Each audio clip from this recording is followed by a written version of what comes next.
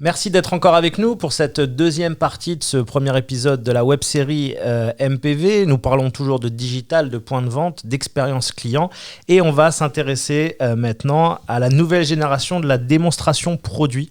Et pour évoquer ce sujet, j'ai avec moi 3 personnes. Alors 2 directement qui sont avec moi en studio et puis on a Christelle Mouchag qui est avec nous à distance. Christelle, bonjour.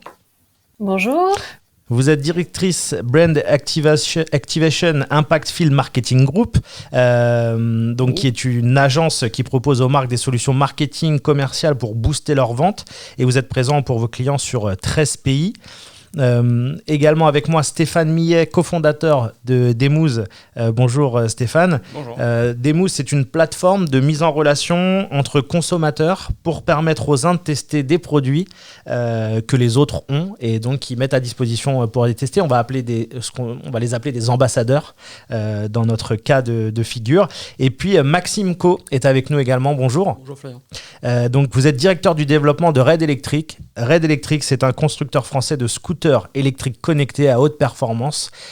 Et si nous sommes aujourd'hui tous ensemble réunis, c'est parce que on va parler de démonstration produit. Alors je vous propose de déjà poser le contexte et le brief et ensuite on va rentrer dans le détail. Chacun va nous expliquer l'activation qui a été faite et comment ça s'est passé. Alors la problématique de départ, c'est donc que Red Electric, qui donc est constructeur de scooters, souhaite faire connaître et vendre ses scooters à travers toute la France.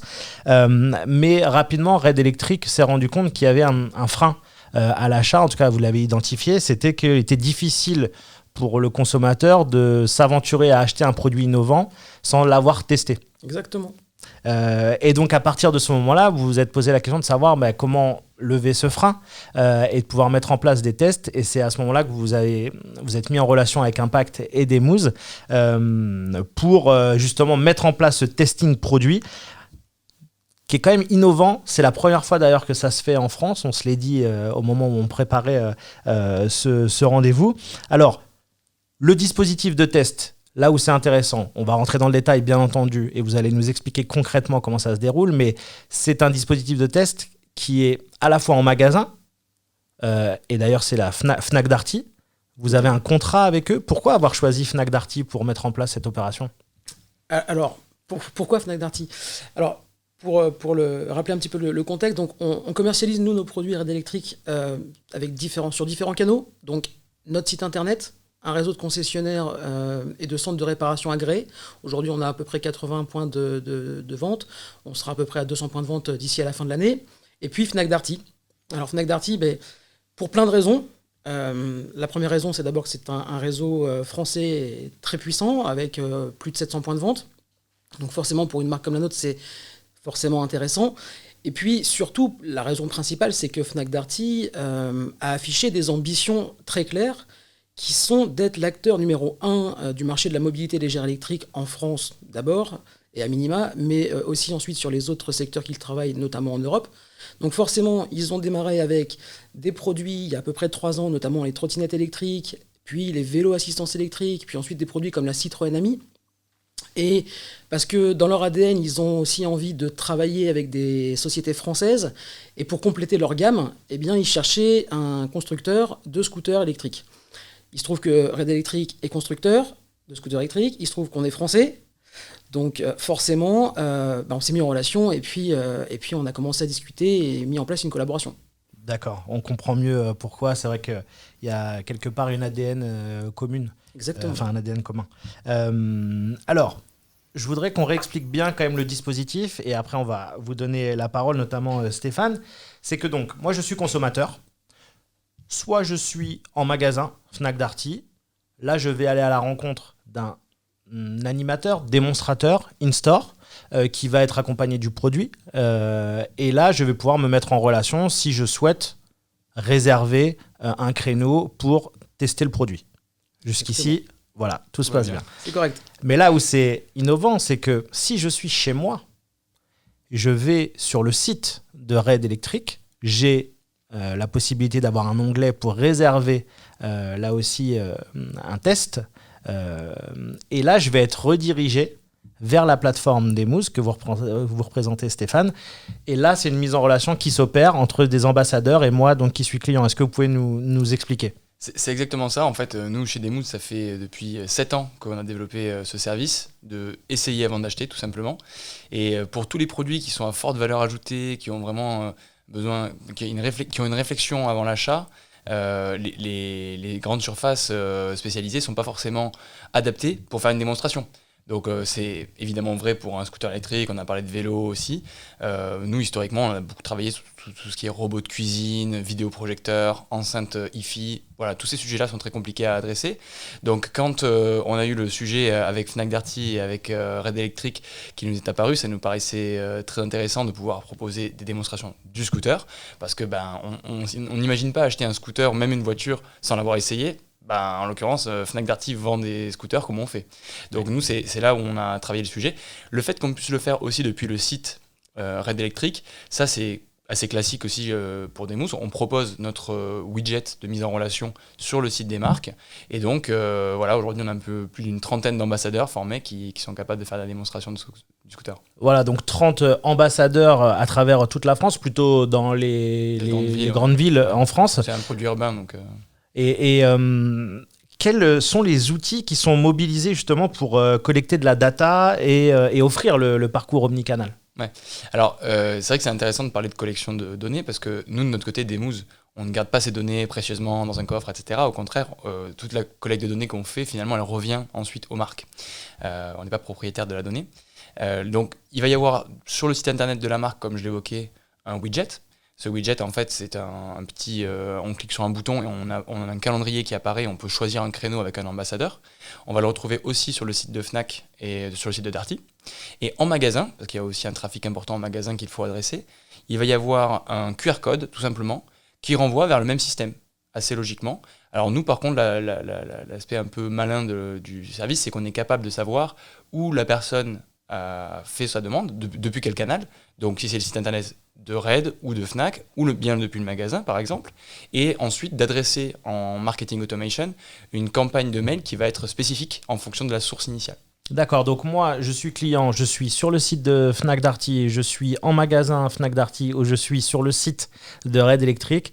Tout ça va me ramener sur votre site, sur la plateforme d'Emuz. Alors en fait, on va même pas quitter. Ça va être le widget, c'est une fenêtre qui apparaît par-dessus le site.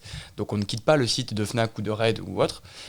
Et effectivement, on veut proposer une expérience unifiée, quel que soit le canal. Et c'est ça tout l'enjeu de l'omnicanal aujourd'hui. Bien sûr. Alors ce qui est intéressant aussi, c'est qu'on va avoir deux forces. Alors je vais dire force de vente, mais c'est force de démonstration, force de test, à la fois en magasin et donc à la fois chez les ambassadeurs à côté de chez soi ou dans une ville à côté.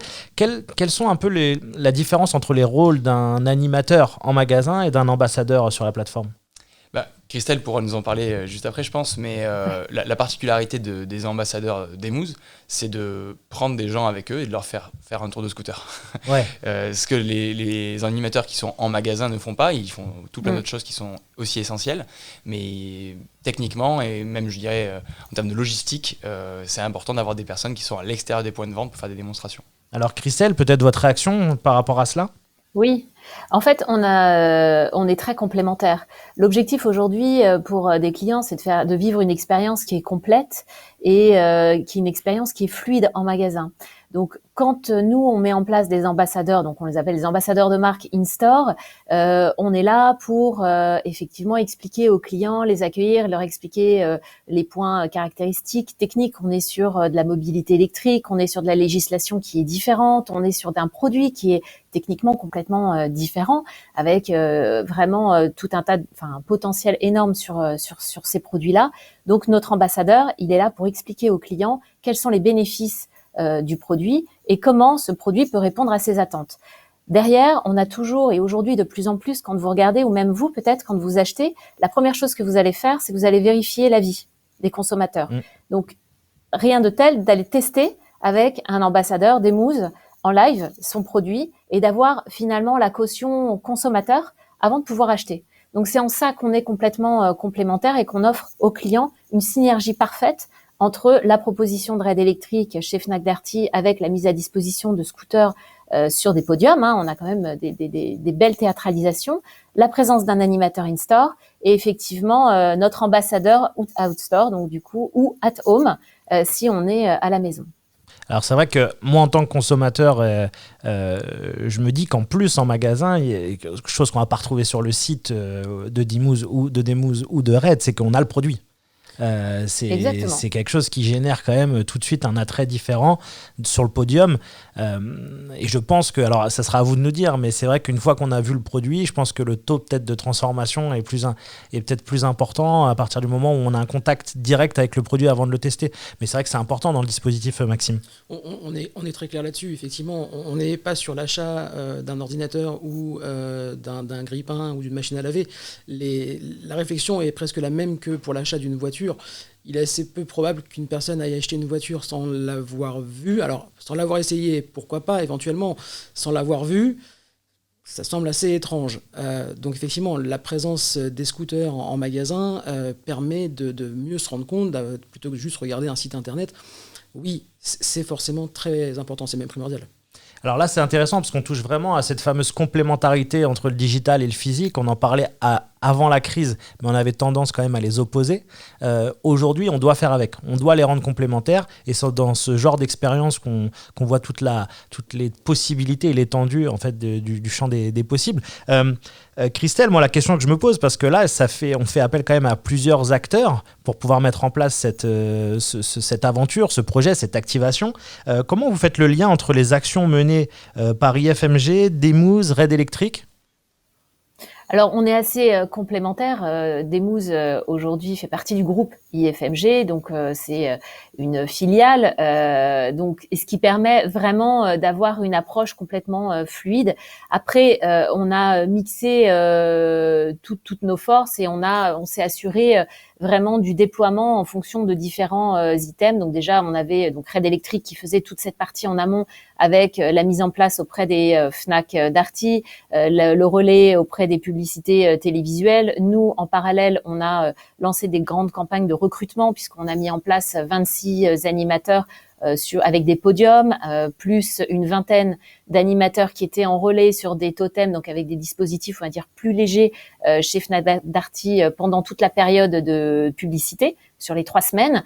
Et en lien, on travaillait effectivement avec Dimouze pour toute cette partie de démonstration et de collecte de data et de collecte de leads. L'objectif pour nous, principalement, c'était cette collecte de leads et d'apporter un maximum de retours quasi en live auprès de Maxime et de ses équipes pour toutes les questions un peu techniques ou d'autres questions ou d'autres remontées shopper qu'on pouvait obtenir et de pouvoir adapter notre offre en permanence. Et on va avoir une réactivité forte d'un week-end sur l'autre et d'apporter toujours des solutions différentes. Alors justement, on parle de retour. Moi, c'était ma prochaine question, Christelle, c'est quels ont été les retours du grand public par rapport à cette mise en place qui est plutôt innovante ? Alors déjà, on se remet en face par rapport à un contexte sanitaire qui est un peu compliqué. On est sur un lancement qui était en janvier. On sortait effectivement déjà de 2 phases de confinement. Donc, le premier retour des clients qui est positif, c'est de voir que la vie revient en magasin et qu'ils vont pouvoir voir des produits, avoir une interaction. Et ça, je pense que c'est assez majeur dans notre métier aujourd'hui. C'est ce qu'on recherche, c'est de pouvoir reprendre une vie, on va dire, normale.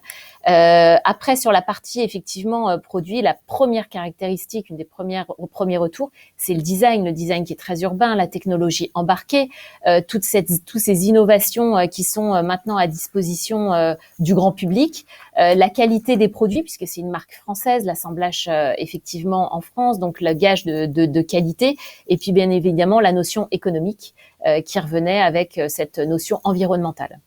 Donc un très bon accueil du produit. Alors, c'est vrai, vous l'avez rappelé, le contexte, là on est début juin, les magasins ont rouvert depuis quelques semaines, réouvrent tout juste depuis quelques jours, quelques semaines. Quelle a été la période pour l'opération ? Donc vous avez dit c'est un démarrage en janvier qui va se prolonger là dans les prochaines semaines ou qui est déjà arrêté ? qui va se prolonger. On sait effectivement, on a marqué une pause pendant cette période de reconfinement et on redémarre pour justement assurer à la fois la transition avec les animateurs in-store et puis avec des moves sur le out-store et le at-home dans plusieurs magasins. Et l'objectif, c'est de se déployer sur après la rentrée, la fin d'année, en lien avec la stratégie de Red Electric. Mais là, je laisserai plus Maxime exposer la stratégie de déploiement. Belle transition. Merci beaucoup, Christelle, parce que moi, j'allais poser justement la question à Maxime. C'est alors, quel bilan vous tirez, même si on imagine que dans le contexte, on ne peut pas avoir les KPI qu'on souhaiterait, et c'est de la faute surtout au virus, mais quel bilan vous faites de cette première partie du projet, et à l'avenir, comment vous envisagez les choses ? Oui, effectivement, le contexte était complexe, mais c'est d'abord, toute cette mise en scène, c'est d'abord une aventure un peu folle, pour être très honnête. C'est presque un an de travail. Avec les équipes de Demooz et d'Impact. C'est un an de travail aussi avec les équipes de Fnac Darty. C'est des réunions multi-hebdomadaires, on va dire. Beaucoup de réunions, beaucoup de tableaux, beaucoup de réflexions. Et c'est surtout donc que dans cette aventure, on amène un constructeur chez son distributeur, on amène des ambassadeurs qui sont les représentants de la marque au plus près en fait de notre clientèle. Donc forcément, les retours sont intéressants. Tout ce qu'a expliqué Christelle tout à l'heure sur les retours aussi des clients et pas juste sur ce que nous, on a mis en place. Tout ça, forcément, est très positif pour nous. Alors, nous, on a cherché à amener de la visibilité. On a cherché à faire comprendre le produit parce qu'on est sur un produit, ok, un scooter, c'est un scooter. Eh ben non. Un scooter électrique, c'est un petit peu différent et on a besoin de faire passer certains messages, d'expliquer aux gens qu'ils aient une vraie compréhension. En plus, on est sur un produit hyper techno, donc soyons très clairs, il y a des choses qui n'existent pas sur le marché et on est les premiers à les sortir. Donc forcément, tout ça, ça doit s'expliquer. Si on n'a pas la présence, si on n'a pas une force commerciale, parce que c'est ni plus ni moins qu'une force commerciale en magasin, un site internet, ça fait une partie du job, mais ça fait pas tout. Donc forcément, tout ça, c'est très positif parce que on augmente la visibilité, on augmente la compréhension et puis on augmente la promotion. Donc forcément, nous, on est très satisfaits de ça. On va forcément continuer à développer tout ça parce qu'on en a parlé tout à l'heure. Oui, les clients ont besoin et de voir et de toucher et aussi, pour certains, d'essayer les produits. Parce qu'il faut quand même garder en tête aussi qu'on a une notion de sécurité derrière tout ça. Je dis pas qu'il n'y en a pas dans un grille-pain ou dans une machine à laver, mais là, les clients vont mettre vont s'asseoir sur un véhicule et vont rouler plein cœur de circulation. Donc il y a une notion de sécurité. Donc voilà. Donc nous on va continuer ça. Ce qu'on va surtout chercher à faire maintenant, c'est qu'on va on a déjà analysé, on continue d'analyser, on va continuer d'adapter les dispositifs et puis surtout de les développer dans le plus de villes possible et puis sur la plus grosse partie du territoire parce que c'est comme ça qu'on va aller et qu'on va rester au plus proche de notre clientèle en fait. Il y a un élément important pour les marques qui nous regarderaient. Donc, il faut compter pour la mise en place de ce type d'opération. Donc là, je m'adresse à vous, Christelle, mais également à Stéphane. Il faut compter 1 an de travail pour pouvoir... parce qu'il y a le recrutement des ambassadeurs, la formation, la mise en place aussi des PLV. Voilà. Donc, c'est 1 an, il faut compter à peu près. Alors, je pense que c'est le contexte global qui fait qu'on arrive à 1 an. Globalement, le fait de pouvoir recruter, former et rentrer en action... Christelle, tu me corriges, mais je pense qu'en 6 semaines, on a déjà le lancement qui peut être fait. Et après, ce qui est vraiment intéressant, et c'est pour ça que les marques comme Red Electric le pensent sur du long terme, c'est qu'on est en train de transformer leur approche du retail, dans le sens où l'animation qui va être faite en magasin va pouvoir avoir un relais qui sera la démonstration à l'extérieur. Et d'ailleurs, ce relais peut être fait pour des clients qui ont encore besoin de se rassurer, mais aussi, pourquoi pas, pour des personnes qui ont réellement acheté le produit en magasin, mais qui ont besoin, par exemple, d'un onboarding, d'une compréhension du produit un peu plus fine. En fait, on va pouvoir les mettre en relation et les accompagner dans leur prise en main du produit. Donc ça, c'est toute une stratégie long terme. Donc c'est pour ça qu'un an... ça fait 1 an qu'on en parle, mais je pense qu'on va en parler encore pendant longtemps. Oui, donc Christelle, vous confirmez, il faut compter entre 1 mois et demi et 2 mois pour quelqu'un qui serait dans un contexte classique d'ouverture de magasin. Oui, Oui, en termes de recrutement et de formation, parce que nous, effectivement, on a des parcours de recrutement qui sont plutôt longs, dans le sens où ce qu'on souhaite, c'est que l'ambassadeur reste le plus longtemps possible en magasin. On est sur des contrats 2-3 jours par semaine dans plusieurs magasins. Donc l'objectif, c'est qu'il reste fidèle, qu'il reste expert sur cette animation-là. Et donc 6 semaines, c'est un délai qui est tout à fait correct pour la mise en place, en tout cas nous concernant, avec la partie recrutement, formation, accompagnement et coaching après au quotidien. Je vous remercie, Christelle.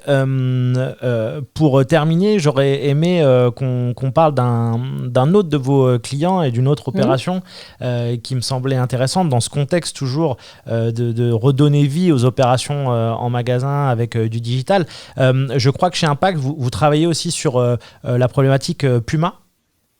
Oui, on travaille avec un grand équipementier, effectivement, sportif, et on travaille sur 2 catégories, que ce soit le foot ou le running. Et l'enjeu majeur, c'est de pouvoir à la fois faire tester les produits, encore une fois, dans un contexte un peu particulier, et comment on peut finalement faire de nos ambassadeurs et des clients des micro-influenceurs et d'avoir des avis qui sont vérifiés sur les sites, que ce soit les sites de la marque ou les sites même des retailers. Donc, effectivement, aujourd'hui, on travaille sur 2 axes. Toute la formation, le recrutement d'ambassadeurs de marque et d'ambassadeurs qualifiés en fonction des différents univers que je vous ai cités, mais également de les amener vers une technologie qui est un peu différente et surtout vers un métier qui est différent, qui est être micro-influenceur et des actions de drive to store où on va recruter des influenceurs via les retailers, des clients, c'est des clients qui sont très fidèles, et on va leur demander d'interagir pour nous au travers de leur propre communauté, de poster sur les réseaux sociaux des tests avec des testings produits, de tester en live et d'inviter leur communauté à retourner en magasin avec un code promo, avec un cadeau, un goodies qu'on peut leur offrir, mais surtout d'avoir cette interaction après en magasin avec notre ambassadeur. Donc, ce sont des actions qu'on met en place. On met en place aussi des rendez-vous personnalisés type personal shopper avec la technologie des mousses en point de vente, le QR code, la prise de rendez-vous. Tout ça, c'est effectivement travailler sur toutes ces actions omnicanales et pouvoir à la fois aller chercher le client finalement à la maison, le faire revenir en magasin, mais derrière poursuivre cette expérience de marque au travers des réseaux sociaux. Donc vous confirmez, Christelle, avec tous ces projets que le magasin a encore de l'avenir, le point de vente reste essentiel dans le dispositif et qu'il faut juste bien l'accompagner avec du digital. Complètement. Moi, de base, mon métier, c'est de faire vivre des expériences aux clients en magasin. Donc oui, le magasin reste central. Après, l'objectif, en tout cas pour nous tous aujourd'hui, c'est de faire vivre une expérience de client qui est à la fois unique et fluide, quels que soient les canaux. Et nous, aujourd'hui, Impact, Demooz, c'est notre enjeu pour demain. Bah écoutez, merci beaucoup à tous les trois d'avoir partagé ce moment avec nous. On vous souhaite plein de réussite, bien sûr, pour vous tous, notamment pour Red dans les prochaines semaines. Plein de scooters, plein d'essais de scooters. Et puis, on vous retrouve très vite. Je rappelle, pour les gens qui nous regardent, que vous pouvez poser vos questions directement via Zoom et que nos intervenants y répondent juste après. Merci beaucoup. Et puis, je vous remercie de nous avoir suivis pour ces 2 parties du premier épisode de la web-série de MPV. Merci beaucoup.